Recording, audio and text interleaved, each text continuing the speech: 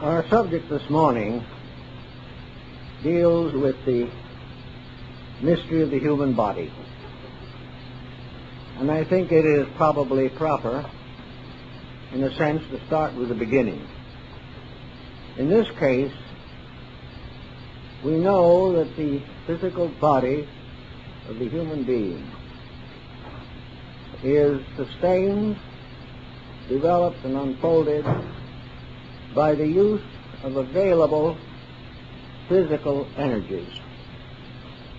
Our body is composed of practically every element that we know exists and others that we do not know.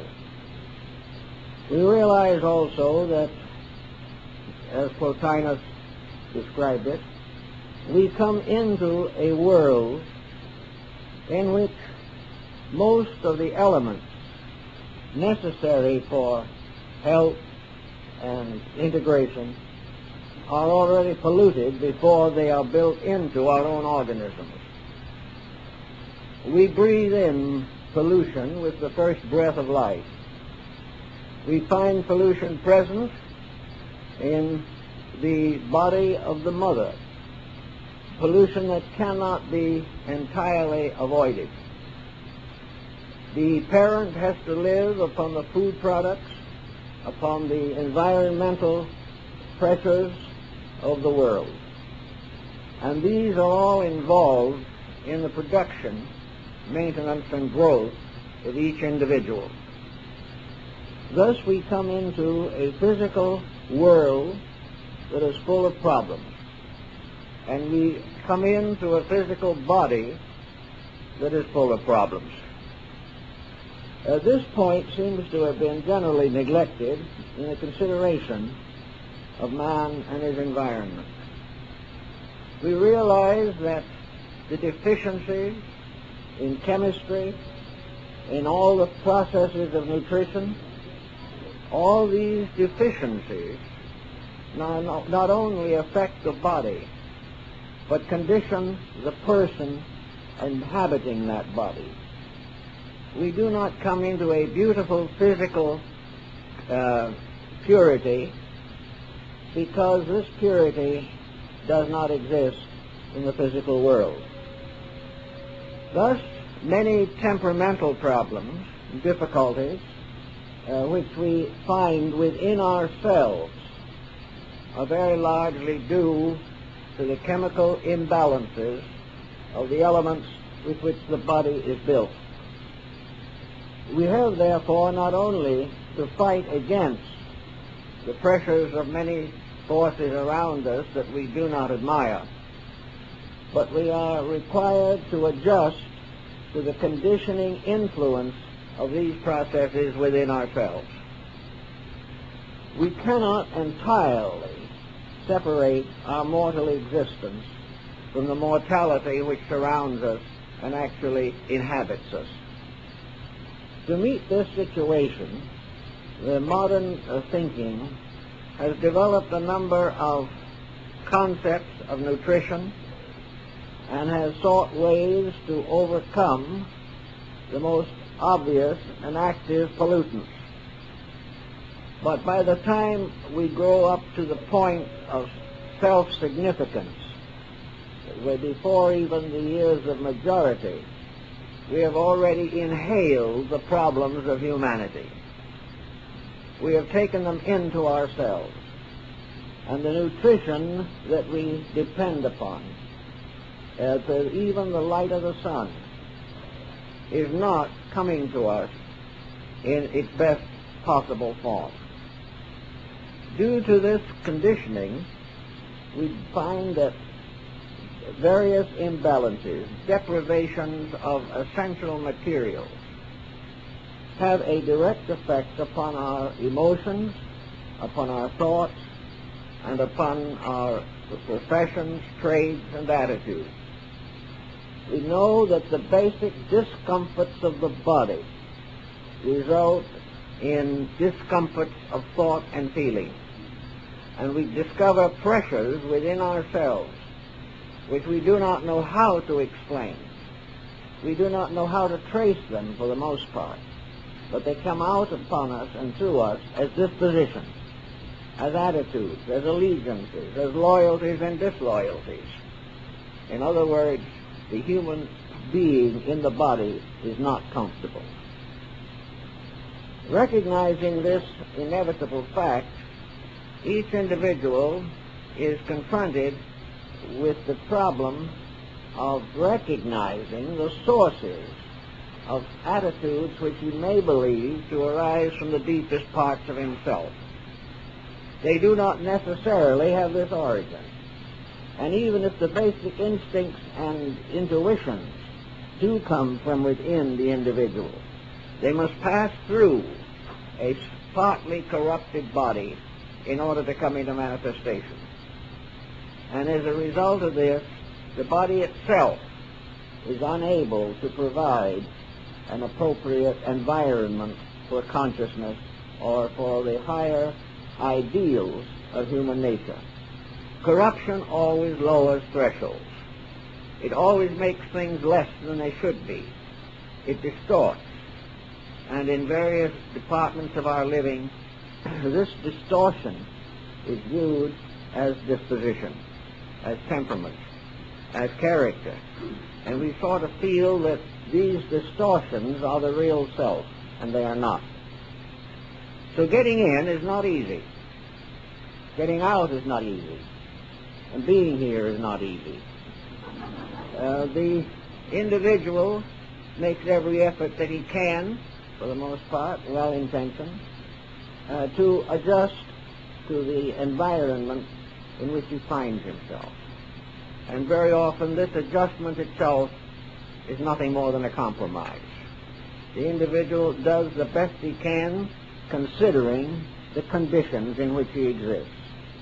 And these conditions, unfortunately, are also operating inside of him. In addition to this type of problem, the body is exposed externally to a wide variety of pressures. There are certain forms of pollution which hit us from the outside as well as from the inside. Also, we realize that world psychological pressures, many of which originate in biology, are continuously afflicting the best parts of ourselves. They are continually preventing us from manifesting the reality that we would like to know and understand.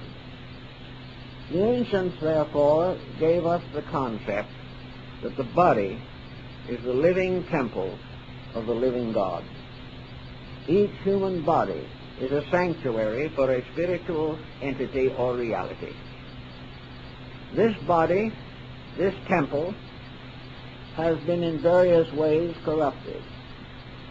Jesus said that they had made the temple of God a place of merchandise. And he drove the merchants from the steps of the temple with a whip of small cords.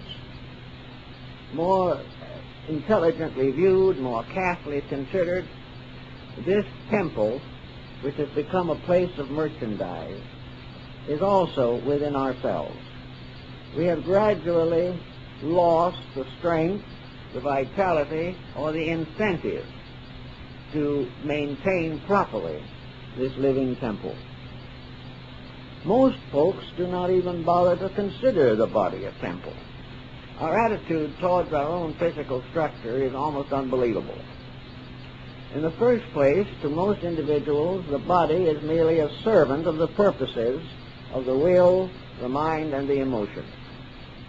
The body is merely a kind of animal which is supposed to draw wagons as horses did, which is supposed to be a faithful servant to the pressures that are forced against it. We have already discovered scientifically that the moods and attitudes of the individual have a very strong effect upon the body, but we have not fully realized the power of the body itself to affect the individual. We still take it for granted that we rule the body, that it will do what we order it to do.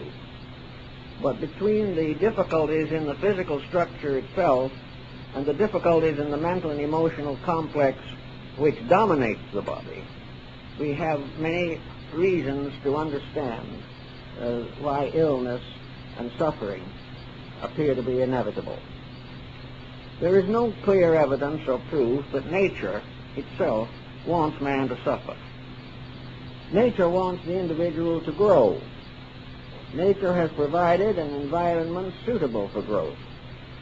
And the human being has gradually, over a long period of time, compromised his principles, and in so doing has, in one way or another, adversely conditioned the world in which he lives.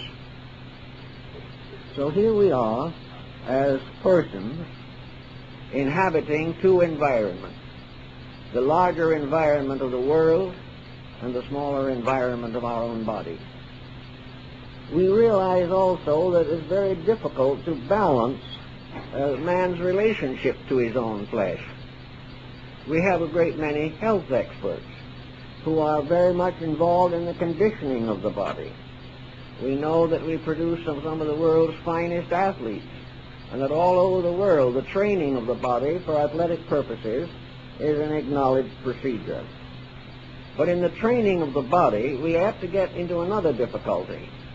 We are apt to gradually create the concept that the body in itself is the most important of all things. We are inclined to compromise or even deny the growth of the person in the body in a very deep, powerful program of maintaining the physical form itself. Now, the physical body has laws. Everything in the universe is ruled by law. And the laws of the physical body are very simple, actually, although very difficult to enforce. The law is that the body is the instrument by means of which the individual is able to exist in this material world.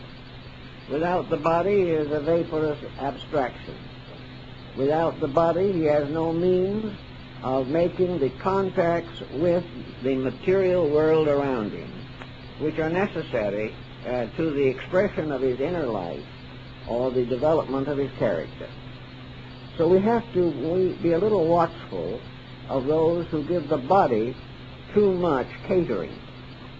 It is not really good for the body to be spoiled by indulgence any more than it is good for it to be impoverished by various forms of deprivation. The body has its own rules. The body is a useful servant, but not a good taskmaster. It is very important to us, but its very importance depends upon its normalcy. Now we have in the world what we might call the good life. This good life is very largely lived at the expense of health. It is a means of indulgence of appetites. Now, appetites actually do not originate in the body itself. They are conferred upon it. But in the gratification of the emotional and psychical appetites, the individual may destroy the body, or make it continually more infirm and incapable of giving its proper cooperation to the inner life which inhabits it. So the care of the body requires a kind of agricultural outlook in which it must be provided with everything necessary, but that if it is overindulged, it in turn gradually develops a kind of tyranny which is given to it by the emotional and mental ambitions of the owner thereof. Going a little further into this situation, we come upon natural protections by which the body seeks to restore itself. The body is a tremendously complicated mechanism, but in the process of its development through millions of years, it has also built strong defense mechanisms. These mechanisms, to function, however, must be given the cooperation of the person inhabiting it. Therefore, we know from sad experience that what we might term the simple life is the best for the body. It is proper for it to receive nutrition. It is proper for it to receive exercise. It is proper for it to practice a proper hygiene. But in all things, we treat the body as a faithful friend. And if we spoil a friendship, we are in trouble. In the course of time, appetites arising in the emotional nature of the individual have come to practically control the attitude of the mind toward the body. On the one hand, there is a complete ignorance. The body simply is there, it's ours, and when we can do with it as we please, and it must either cooperate or we consider the body to be at fault. Actually, it is impossible for a body governed by natural law to work in harmony with a mind or emotion that is violating natural law. So the conflict between the natural needs of the body and the artificial activities of the individual, this conflict is bound to result in bad health. Now, the body being inferior to the being inhabiting it can be and often is seriously endangered by our way of life. The body needs a proper environment. And in our present intense scientific industrialism, the body of the individual is sacrificed to external factors that are themselves not necessarily valid. The body is expected to perform all kinds of labors. It is brought under the control of an economic theory in which people employ the body rather than the person in it. And if the body fails, the abilities of the person are rejected. If we live in a world in which most of human activity is devoted to a single purpose, and that is economic maintenance, the body is going to be one of the primary victims. It is not intended to be so treated. It is not intended to work deep under the earth, hour after hour, year after year. It is not intended to be locked into an industrial situation in which there is no incentive for the development of the person in the body. This person becomes merely a servant of a world economic institution. And as a result of that, in turn, the body suffers and gradually falls into a variety of infirmities. So the prudent life is one in which there is a reasonable distribution of efforts, where the body is cared for by proper recreation, relaxation, and rest and nutrition. And the person in the body is enabled to have a form, a material structure that gives opportunity for the expression of its over-self, or the divine in man. Materialism is very largely involved in this complex, inasmuch as materialism estimates the value of a complete human being in terms of his economic productivity. He is here not to be a person, but to maintain an ever-expanding system of world industry. This industry takes the person away from the natural habits of life, deprives him in many instances of the proper emotional integration in his home, in his business, everywhere that he functions. He is gradually being locked into a kind of life that is now governed largely by computerization. All this means sickness. It means trouble. It means the fact that the individual has not recognized the true nature of his own construction. This body is his house. It is his duty to keep this house as best he can, to protect it, and to gradually realize that it is not his own house alone.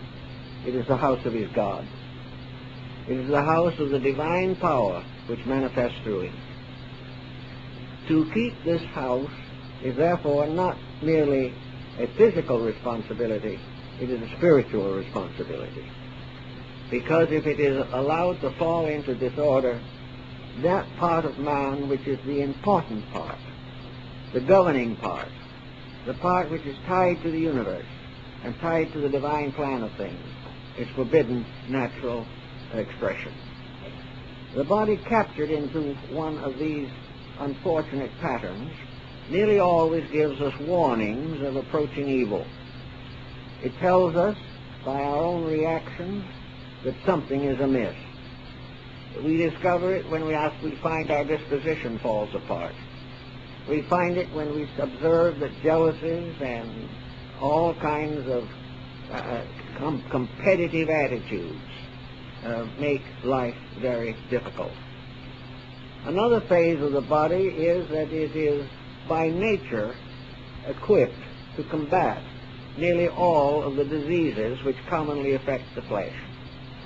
The body has its own protective mechanism, but if this mechanism is disarranged or the various processes of the body are corrupted, it is no longer able to meet the need and challenge of external situations. We realize, for example, that the body can protect us from most diseases that come from parasites, bacteria, germs, and things of this nature. It is constantly throwing off from itself what has been called an invisible atmosphere. This is a sort of aura, and it is a defense against the intrusion of physical destructive factors. This defense will very often enable the individual to protect his health, to guard his life, and to avoid the contagions and infections which are all too prevalent. But in order to do this, we must recognize an analogy. Most persons who are not well organized psychologically are more open to sickness than those who are better integrated. The reason being obvious, that the well-integrated person inhabiting the body is a benefactor. It helps the body to maintain its own proper functions. When the inner life becomes disturbed, it reacts upon the body, lowering resistance to the dangers of internal corruption and also from environmental contagions and infections. The magnetic field of the body does give us a kind of invisible perspiration. It is an invisible kind of fur which covers the body. And the hair on the body is more or less merely a crystallization around this type of energy, which corresponds in nature around us with the vegetable kingdom. By keeping the magnetic field fairly well adjusted, the individual, therefore, will protect himself against the diseases arising in his own mind and the ailments that come to him from the outside. We have various means of combating various ailments, but we have also developed a very pernicious situation which will have to be faced ultimately by every thoughtful person, and that is the failure of the theory in medicine of protecting health. We are working more to find ways to remedy our own mistakes, but we are not being much instructed on how to prevent these mistakes. We may get a nutritionist who will help us to balance the body, but this same balance of the body may not touch into the inner causes of deterioration, because an unhealthy mind, even in a healthy body, will ultimately destroy health. We are also trying to remove the symptoms of our own indiscretions. We are developing an elaborate pharmacology which is dedicated largely to obscuring mistakes. We are trying to neglect or kill out the body's natural means of bringing problems to the attention of the mind. We are, therefore, of the opinion in general that if we can abolish the symptom, that we have cured the ailment. This is not true and never can be. And many of the medications that we use are actually destructive of the body and its own natural resources. So we have covered a mistake, a basic mistake, by finding artificial remedies to obscure the truth. And we feel that if we have obscured the truth, all is well. We are now in the midst of a more or less obvious medical revolution in which the study of these dangerous drugs is coming into the foreground.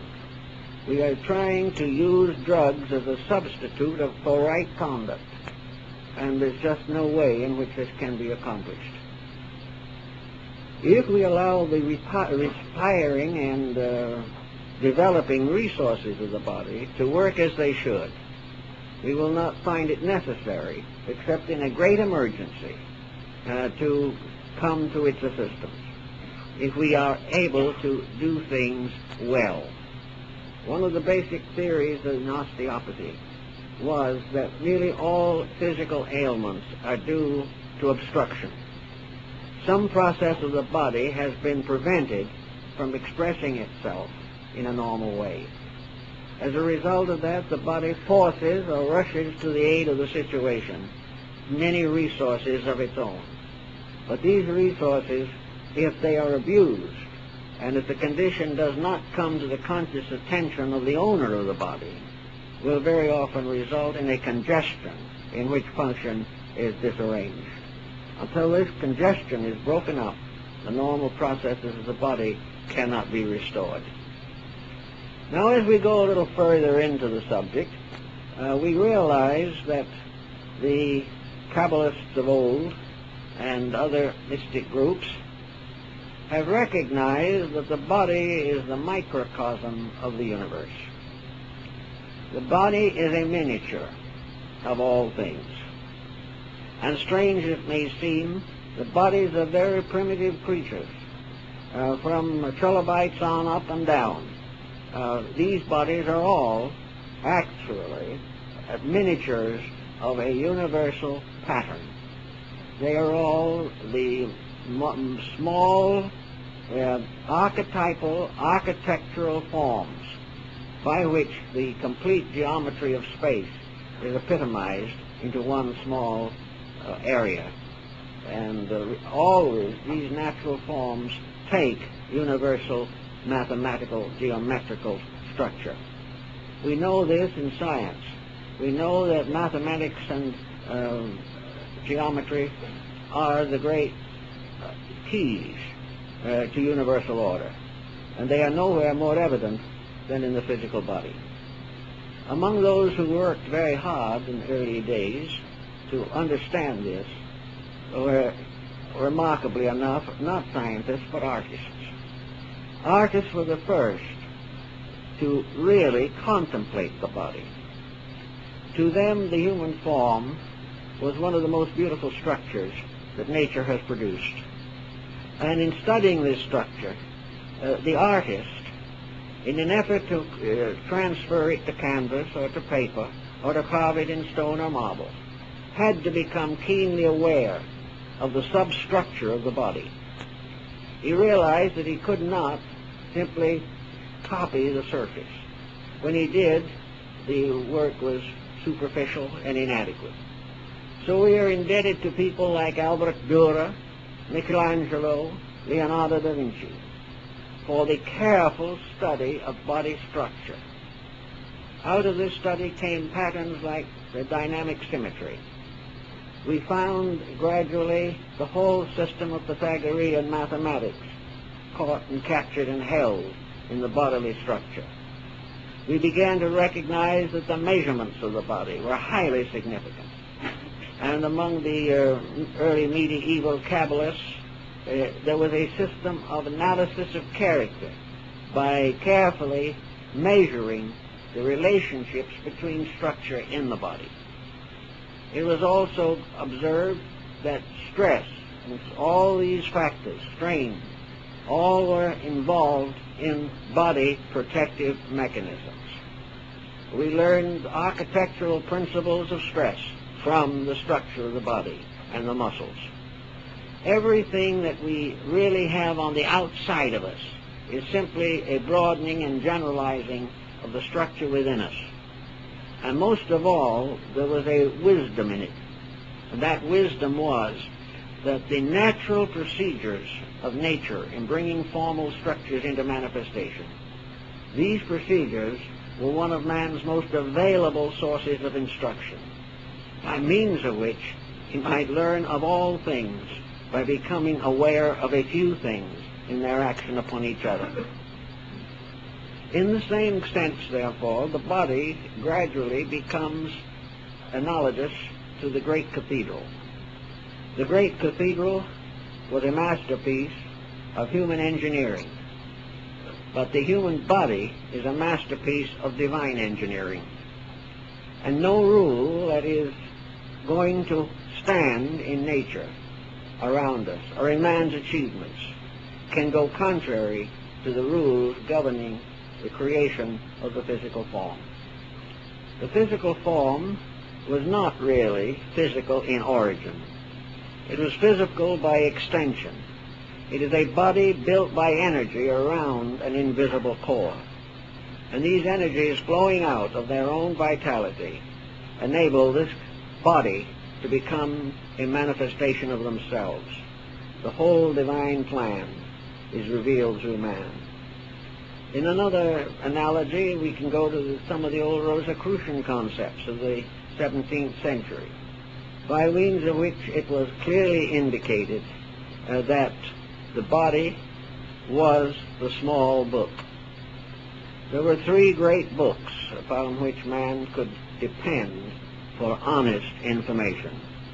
In the Rosicrucian mysteries, the first of these was the Holy Scripture, the book of the prophets, the book of the Messianic dispensation, the book of the way of life within morality, integrity, and beauty.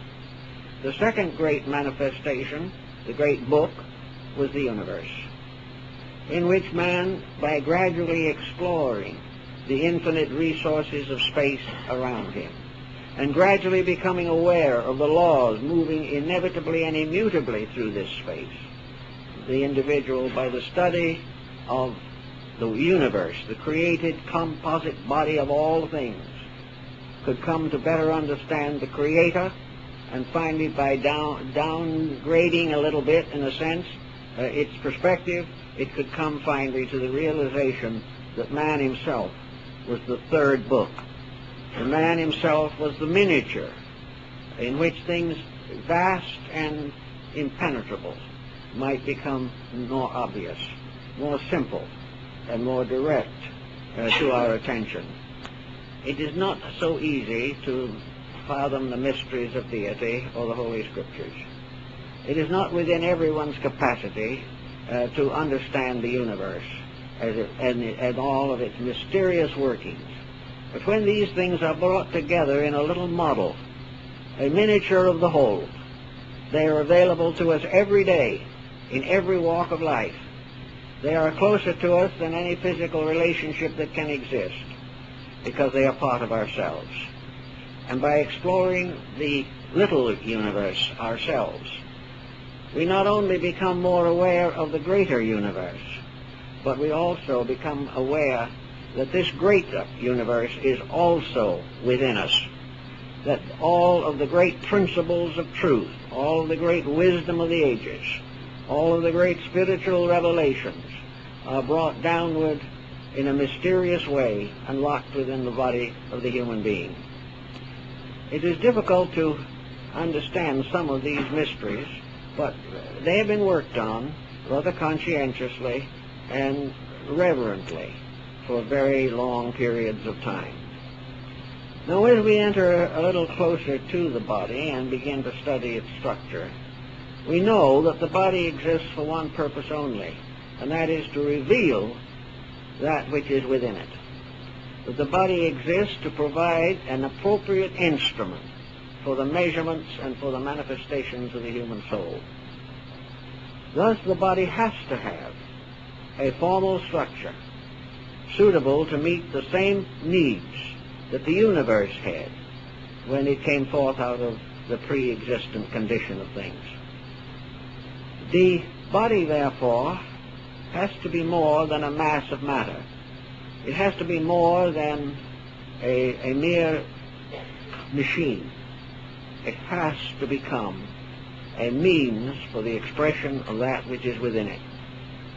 And in order to do this, the same processes were necessary as those which brought forth the larger universe.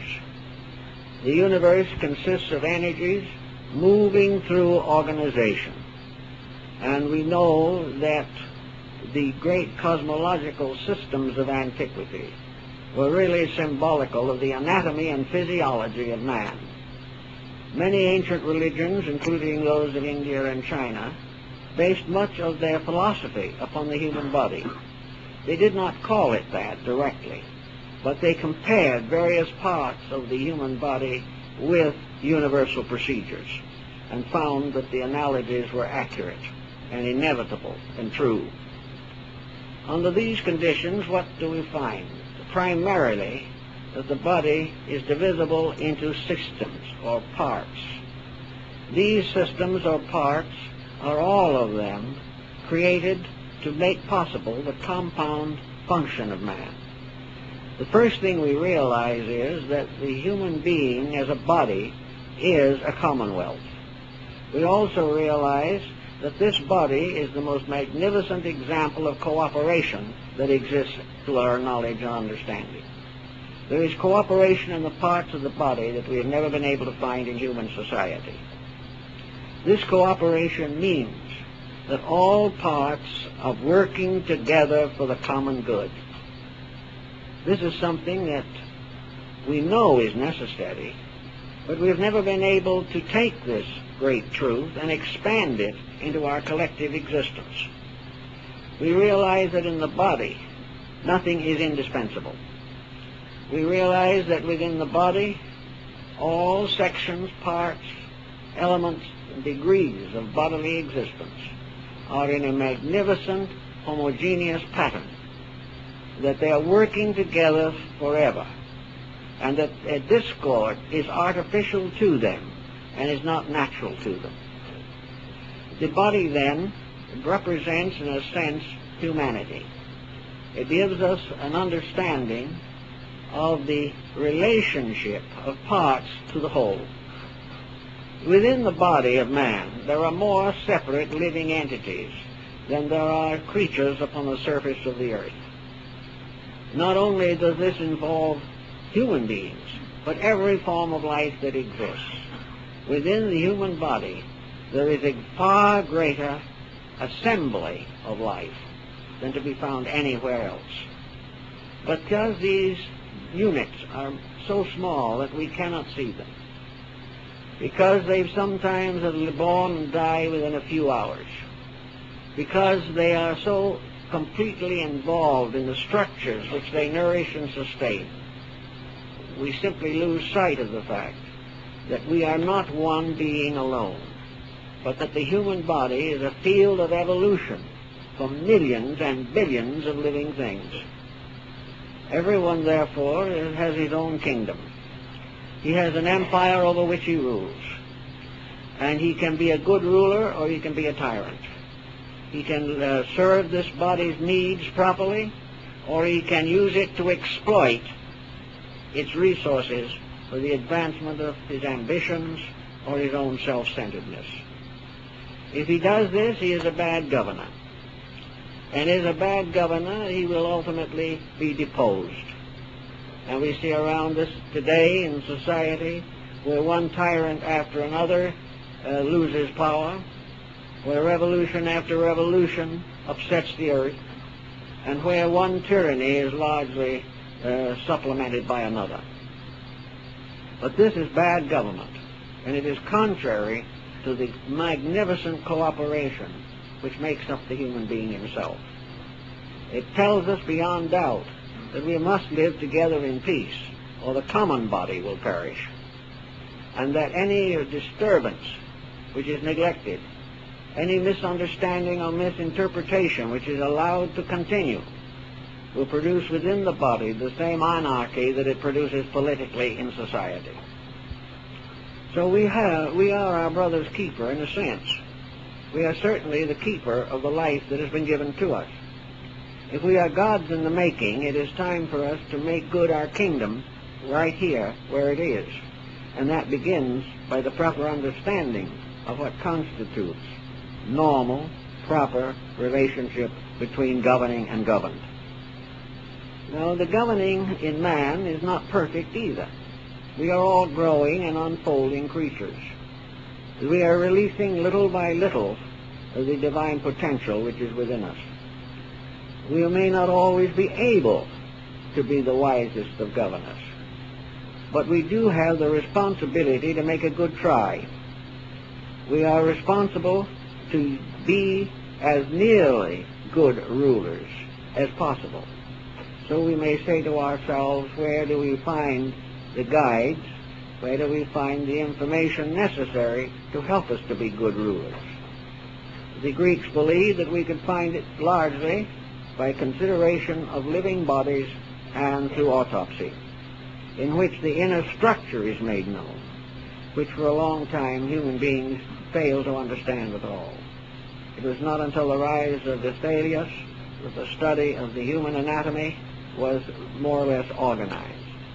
And in this study we discovered that underneath the skin there is one of the most complex and magnificent structures that can possibly be imagined.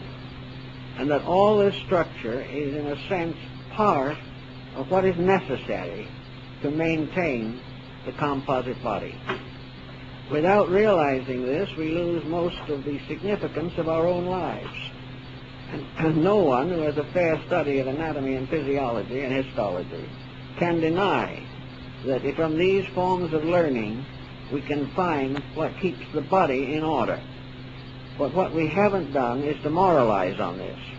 We have not recognized it as a symbol of the larger world in which we live. Now today we are in a great crisis in the world.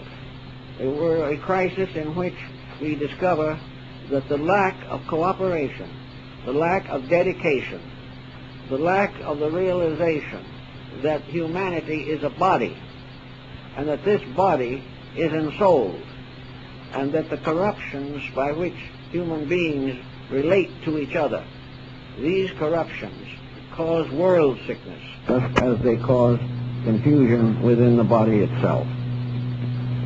As we go a little further into this problem, we also begin to estimate the various structures which are necessary to maintain a body.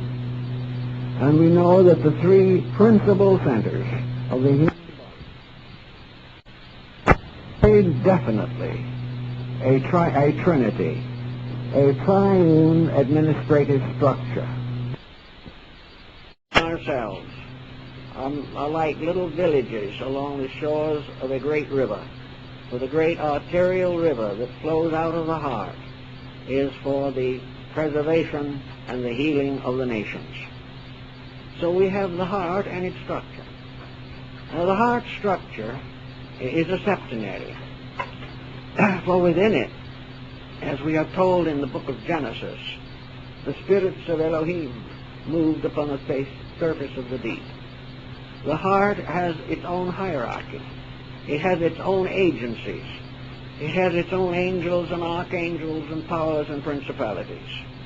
It is a tremendous, mysterious structure. And it has to be administered through an infinite concatenation of supporting functions and factors. The mystery of the heart is something that we really think very little about unless something goes wrong with it. And then, probably more than in any other type of ailment, a kind of fear sets in upon us.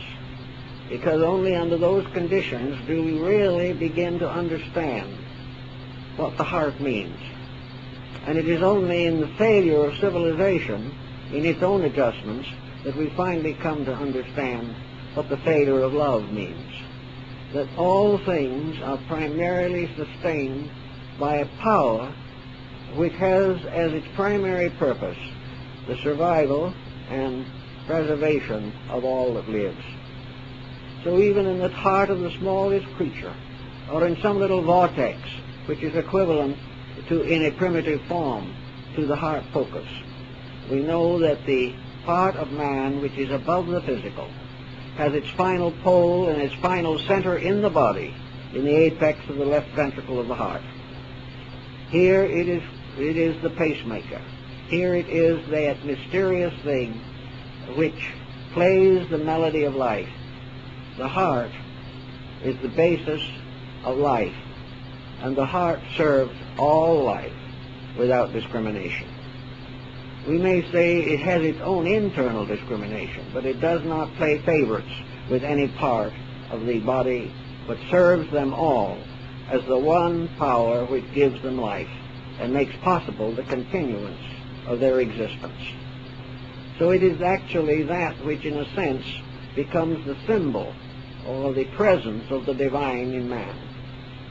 In the books of Hermes it is written that the eternal power placed itself in the mysterious pyramid of the heart, and that the pyramid in Giza was an ancient mathematical formula to represent the heart of life.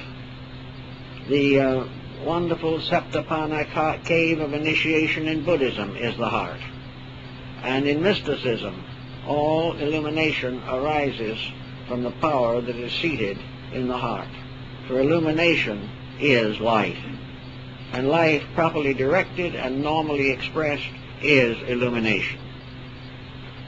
Now, the second great power of the human body is another factor. And this second factor is derived again from evolutionary processes.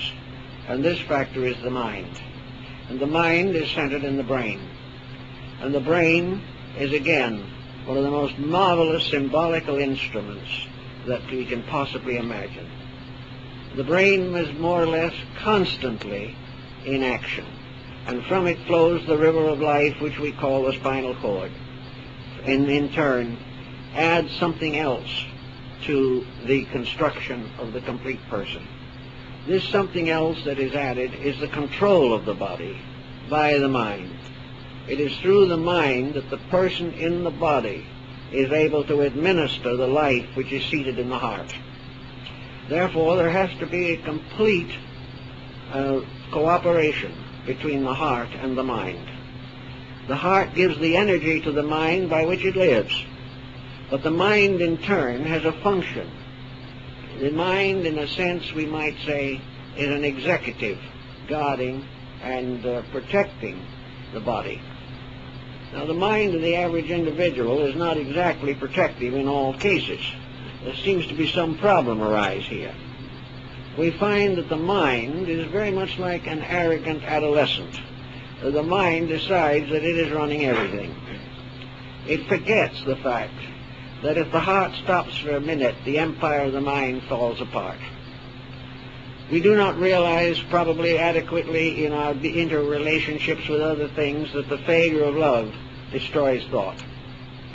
That once the mind is no longer cooperating, it is inevitably cutting itself off from its own supply. It has refused to recognize, as man refuses, that there is a divine power superior to thought. In Eastern philosophy, man is called Manas, the thinker. And the thinker is a very important part of this great economy. It is the thinker which would enable man to learn how to take care of his own body. It is the thinker that can give him dedications by means of which he takes the divine energy within him and uses it for the perfection of society. The mind also is capable of a gradual advancement of itself until through mysticism it is finally absorbed in illumination. And illumination itself is merely an aspect of the infinite divine love located in the heart. Actually, therefore, the mind becomes a kind of prime minister. The mind is there because without mental controls, the body cannot serve its purposes.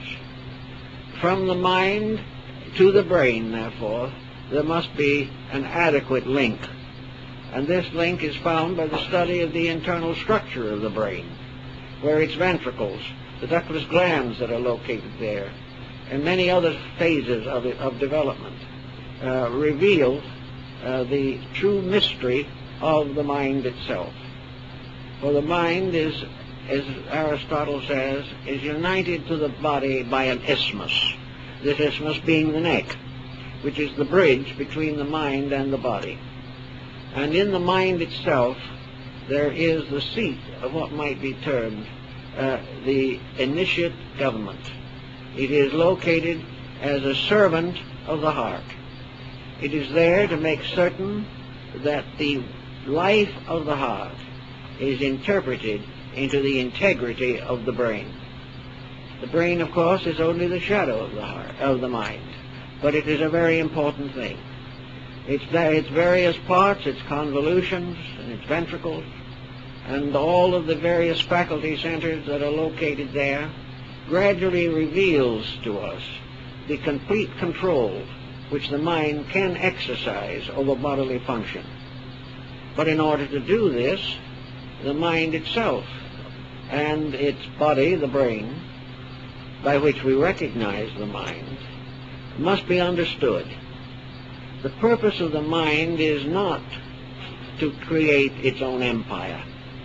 But when a dictator in the individual, his own ego, decides to use the intellectual equipment merely to the advancement of his own purposes, he betrays its real purpose and betrays the body of which it is a part. So that the properly conditioned mind is the gentle and kindly and humble servant of life itself, and not a little tyrant or despot set up to enable one individual to be richer than another. We have the mind coming through the brain, and that part of the mind which is functioning in the material world is brain-centered, and from that must come wisdom. And wisdom is the power of the brain to interpret the life of the heart, to make sure that all things are fulfilled according to the law. It is the property and purpose of the brain to so control the conduct of the body that no discord can arise therein, nor can there be any discord between the individual brain and its mind background and any other brain anywhere in the world, because there is one universal mind, and when it is broken up into individualities, then these often become competitive. But there is no more competition actually possible than it is possible for the brain itself to go against the dictates of the heart. If it does so, all is lost. The third great pole in the human body is the generative system. This is what has been placed here as what Plato calls the eighth power of the soul. This is the perpetuation of life. This is the means by means of which there is continuity. There is the fulfillment of a law for the providing of bodies to souls until their evolution in this plane of existence is finished. The generative power, therefore, to the ancients was always sacred, one of the most sacred of all powers. It was supposed to be founded in the power of the heart, which was infinite love life, supported, directed, controlled by the mind, which becomes, in a sense, the most direct factor in the reproductive structure. For the real drive of reproduction is located in the brain. The reproductive process, falling into abuse, falling into excess, becomes again an enemy just as serious as materialism is when it becomes the controlling power of the mind. The generative system perpetuates life. It creates the forms and bodies by means of which the invisible entities which come into manifestation find the open door into mortal life. When they come into this mortal life, they then call upon the other powers. because the mind as father and the heart as mother must, not only in the case of the world, but in the case of the individual, must recognize a moral responsibility to life itself. We know all too well that the gradual decline of moral ethics is a tragedy, not only to world peace, world insights, world understanding, but to the healthy perpetuation of the race to which we belong. This type of problem reveals, therefore, in the human body a triune deity, the Father, Son, and Holy Ghost, a power of wisdom, strength, and beauty, a power to create, a power to rule and wisely govern that which is created, and a power to constantly improve the quality of creation. All these things are part of man's own structure. They're not something that was written in clouds on the sky or something. They are the daily experience of people. And in the presence of this, there seems to be a very great need for deeper understanding.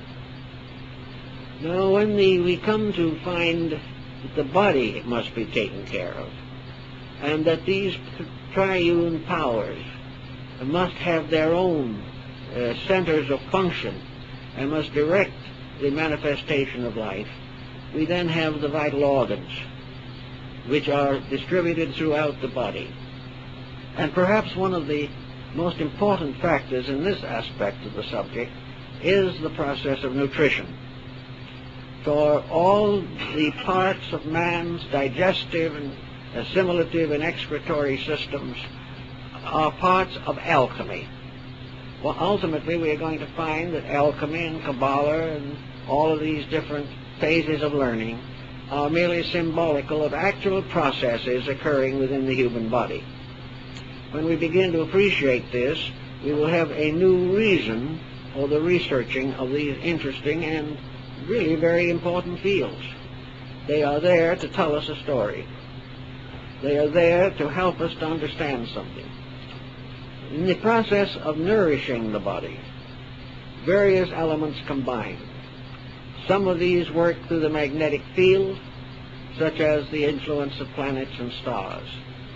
Some work through the elementary atmosphere, the four elements of the ancients, and these produce certain elementary and elementary processes. Then we come down to the simple physical body of food. What is food? Food is life. And food is one great nutritional principle. When we take into our bodies various foods, they simply do not rush to one part of the body or another and set up abodes there. We don't have asparagus in one place and turnips in another. All of these food factors are passed through an alchemical transformation. The human system, particularly the digestive system, takes these faculties, takes these facilities, breaks them down to their essences, and in an essential form of life, then distributes them. So that we are not living off of cheese or macaroni. We are living off of a life principle that is present in all forms of nutritive material. All of this material is taken in, loses its own identity, and is transformed into a common substance that can be handled by the body. This is the most extraordinary form of alchemy that exists. For in this case, it takes food, which constitutes base elements, and transfers or transforms these foods into the spiritual gold by which life is sustained.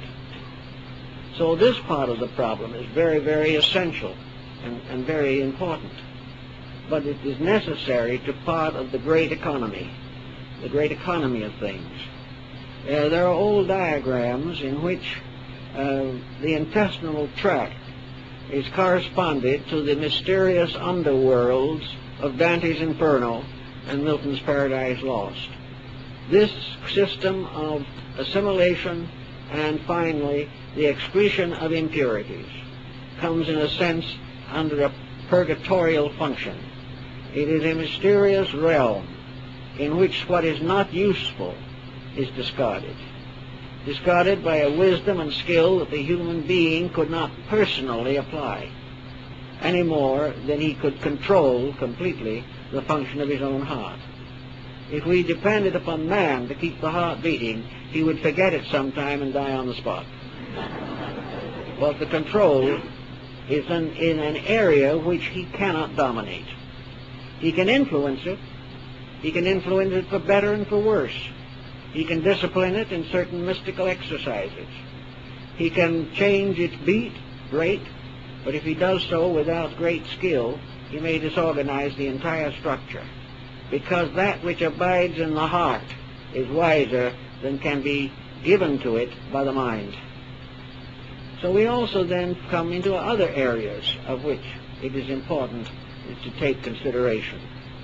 The ancients were particularly influenced by the shape of man, and usually represented this form either in a cross or in a five-pointed star.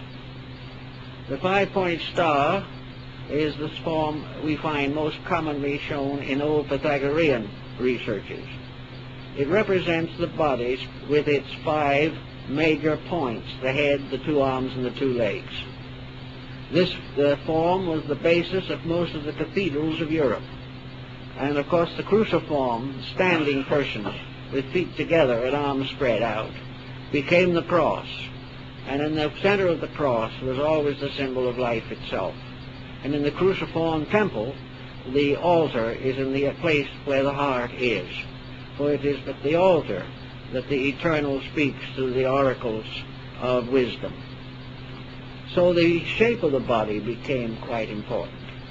And it was also more or less considered very essential that the individual recognize the need for the complete cooperation of the two sides of his own body. These two sides, the right and the left, are known to the ancients and were studied and symbolically considered. And it was assumed that the right side of the body was for defense and the left side for protection. The ancient Roman legionnaire carried his spear in the right hand and held his shield against the body with the left. We find discussions of this particular point in the Kabbalah, where the virtues, values, and problems involving the right and the left are very clearly set out. We also find them perpetuated in heraldry, where the 2 points or areas are of the greatest importance. Now, the problem of the hands, for example, or the feet, has to do with the manifestation of the individual in the daily activities and concerns of life. And it is obvious that we would be in very serious difficulty if any kind of political competition arose between these members. If we had a foot that was going in one direction and another foot that was going in the opposite direction, general progress would be hopelessly prevented. If we have two hands and one hand wishes to do one thing and the opposite hand wishes to do something else, which is incompatible or in contrary, we are in trouble. If we use the hands to knock someone down or to injure, this is a perversion of power. If we use the hands as a form of communication, as in the case of the deaf, they become very important means of carrying on a progress of some type of essential learning. The hands have many uses. Each finger has its own meaning. The feet have many uses and purposes. The lines of the hands have been the subject of a great deal of study, and in many instances it is obvious that they are very, very important. The problem, therefore, is that we have hands and feet, and these hands and feet have to work together. And in our material environment, hands and feet are symbolized by the machinery of productivity. The things that we have to do, the survival of the physical body in the presence of danger, transforms the hands and feet into legionnaires. They become the defenders of man. They become also the means for the expansion of his knowledge in many ways. And properly trained, they become magnificent instruments of the arts. And where they are there to guide us skillfully and physically through the problems of life, they have their part, and they are under mental control. Where, however, they give us great music, great art, wonderful appreciations for things, give us the opportunity to reveal from within ourselves something of the beauty that is there, then they are directly under the influence of the heart. And it is beauty, finally, that must redeem the rest. So we have in the body all kinds of interesting and more or less remarkable lessons. We find all types of processes, stress processes, mending processes, the constant replenishment of the body, the fact that it is one body, but that the life within it is manifold. And the individual, it has been said, and probably quite correctly, that by the end of a 7-year period, every cell in the human body has been changed. In the course of 100 years, every embodiment of man in the world is changed completely. Therefore, the continuity of the body depends upon the constant perpetuation of the life centers within it. Blood must reproduce itself, or we must have leukemia. We must have reproduction of the cells in every bone, in every muscle, in every nerve, or the structure falls apart. And this is where the principle of generation becomes very important. For generation is not only the reproduction of the species, it is the reproduction of the life units within the individual. He has to be constantly rebuilding. And when the body ceases to rebuild, then life has passed its peak. We cannot continue and go on any further. Now, the body also contains the polarities of the sensory perceptions. These sensory perceptions in themselves are very important. Man, in his evolution over thousands, millions of years, has developed one by one the sensory perceptions as the environmental condition made them necessary. As soon as there was something to see, man could see it. As soon as there was something to hear, he could hear it. And every type of the sensory perception was geared to a purpose and to a value and to a need. Today, probably our most important sensory function is sight, which was the last to come to us and has been variously specialized in different kingdoms of nature. Sight to us is the ability to look out of a window. Now, actually, of course, we think we're looking out, but actually the sight factor is not in the eye, but in the brain. But sight has given us a tremendous area of educational opportunity. It has made possible for us to be observers of existence. It has made it possible for us to see what is going on around us. And then locked within the brain is another eye, the single eye, by which we see gradually what is going on within us. But at the moment, sight is largely located in the area of perception. But the brain has a faculty to balance this, and that is reflection. Everything seen stimulates interpretation, stimulates some form of moral, ethical, or spiritual truth.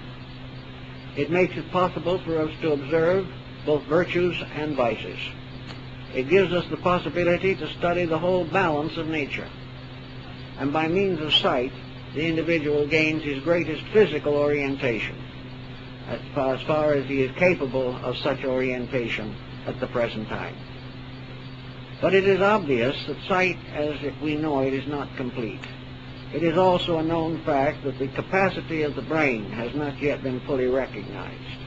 For the most part, we are thinking on the surface of the brain structure. But there is a dimension of depth to it, and the brain is capable of a vast improvement or a vast extension of its own powers. But at the present moment, sight it becomes almost a contact with the divine plan. We look around us and we see things, and we like some of them and we dislike others. We watch things created and beautiful. We watch things disintegrate and tear down and fail. These are all experiences of sight. But they are very important, because to see the environment in which we exist is to be aware of it more acutely than by any other faculty. And therefore it is the one great educator that we have among the sensory perceptions. It is the power to estimate. It builds into the brain mechanism the structure of discrimination, the structure of comparisons, and also it brings us in direct focus to the operations of cause and consequence. Cause and effect are probably more obvious to us through sight than through any other faculty that we possess.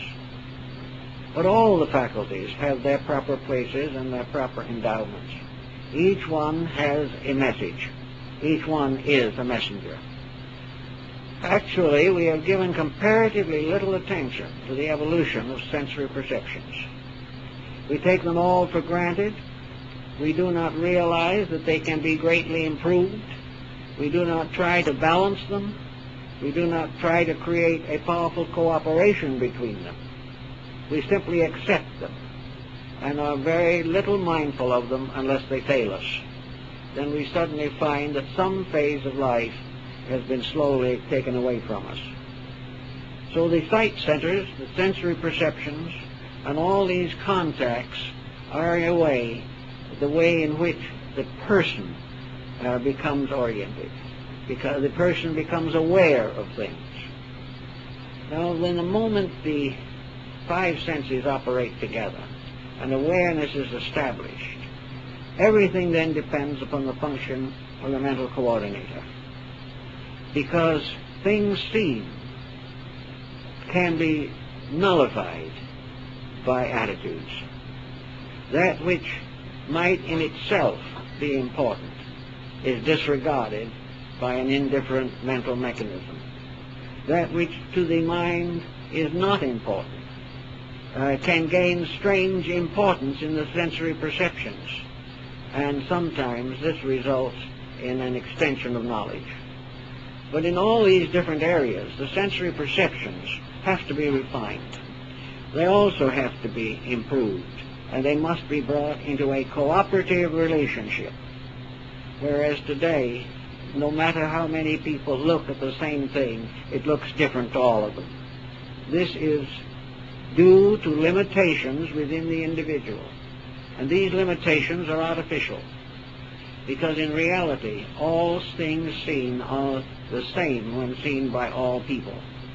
But immediately the sight factor itself is compromised by ulterior mental attitudes, so that we lose a great part of the virtue of these various sensory perceptions that have been so carefully and wisely developed.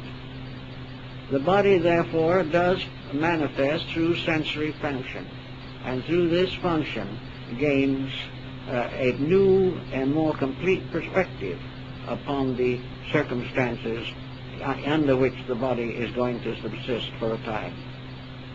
All this together and very, very much more brings us to the final realization that this body is indeed a sacred thing, that it has been given to us for a reason, for a purpose.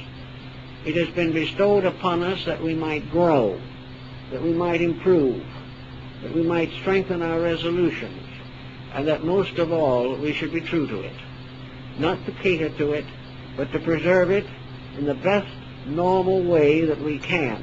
In so doing, we will protect our own mental and emotional normalcy. For when the body is in pain and suffering, when irritation affects us, when we are debilitated or run down or in some way suffer from wrong nutrition, our whole capacity to live is impaired. It is very important, therefore, to recognize that we must bring the body into a cooperative relationship with life. And this, in a sense, is almost impossible unless we recognize the sacred factor, unless we realize that we are the living temples of the living God. We cannot perhaps have the courage or the strength to do as we should with the body. Also, it will help us, if we have this attitude, to realize that the divine will that is in the sanctum sanctorum of the temple, that is in the mysterious symbol above the high altar, that the divine will is instructing us, and that its revelations are coming to us through this body, and that this body, therefore, is indeed a truly sacred thing, that it is something that we should understand, that we should really come into harmony with, and that we should use it as it was intended. Now, there is no doubt in the world that while we are in the material world, part of our bodily function has to be related to material things. It is here, however, that which is above the material must come through into the material, or our civilization can never survive. That which we give to the world from within ourselves must become, in part at least, what the world will become.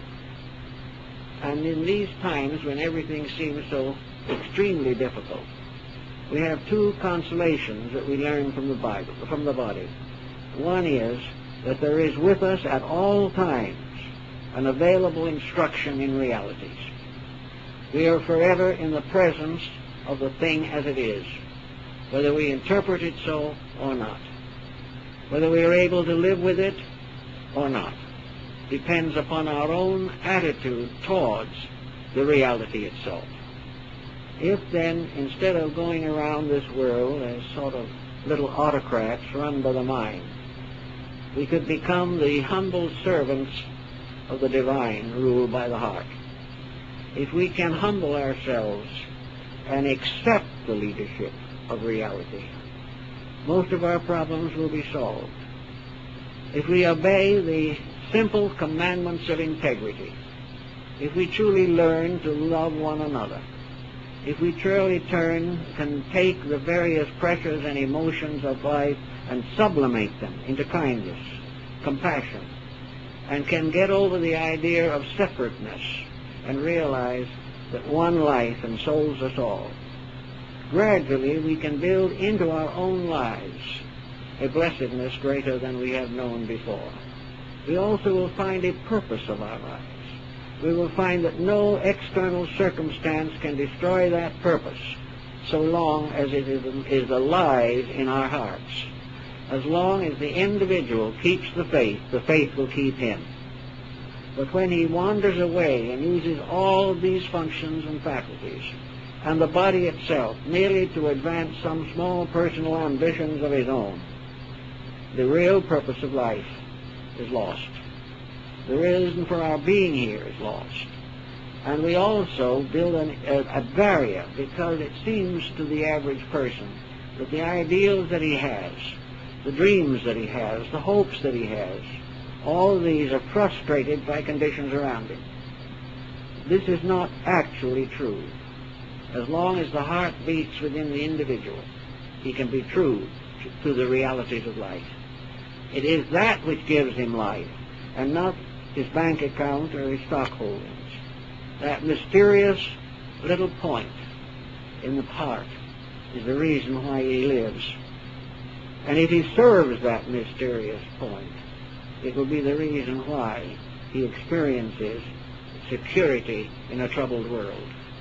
And as he experiences this, he will receive within it the final law which we have to find ways to enforce or to apply. And that is that the gradual unfoldment of the spiritual mystery within the heart overcomes the separateness of life. And we realize there is only one heart, and that heart is the heart of the divine. And that all other things, everywhere, that pulse is beating, simply because there is God in everything. And to understand that and to live according to it will overcome most of the discouragements do to a world that does not understand. We have the right to understand the world, even though it never understands us. Thank you.